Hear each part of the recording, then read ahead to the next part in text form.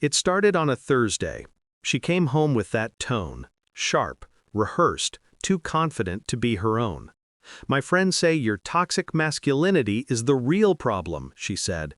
And she smiled, like it was a joke, like I wouldn't feel the blade beneath the laughter.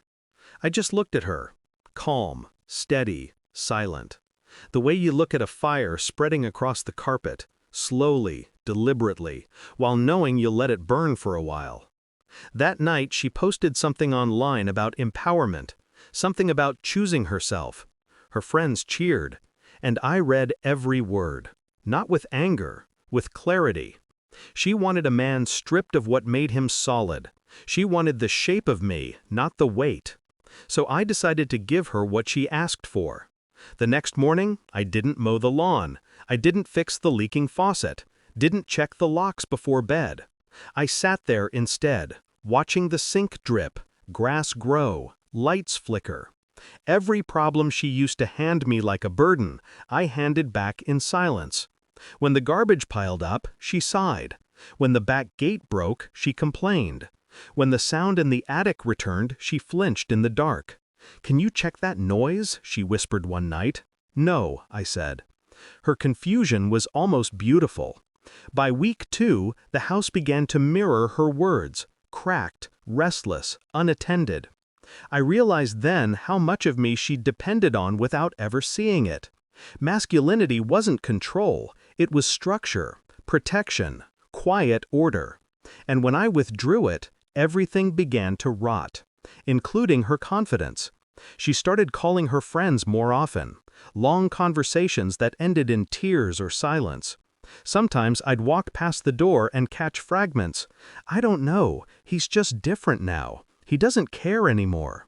I did care, just not about the same things. I was studying her tone, her patience, her unraveling. I wanted to see what happened when a woman who hated the storm realized it was the only thing keeping her house standing. One night she came home late. I didn't ask where she'd been. The next morning her car wouldn't start. Normally I'd fix it. Instead, I watched her call a tow truck. The driver looked at me confused. I smiled. Let the world see what she built.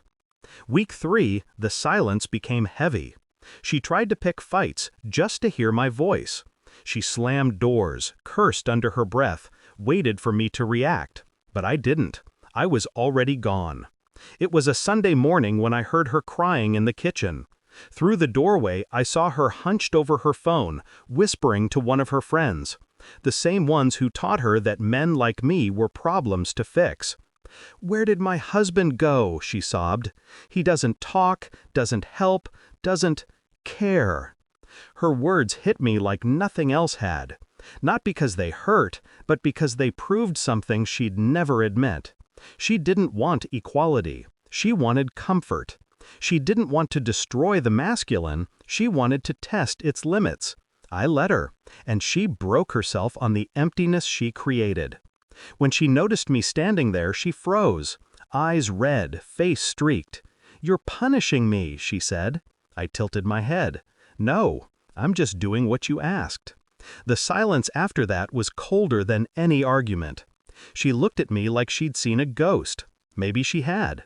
That evening, she tried to make dinner, a peace offering wrapped in guilt.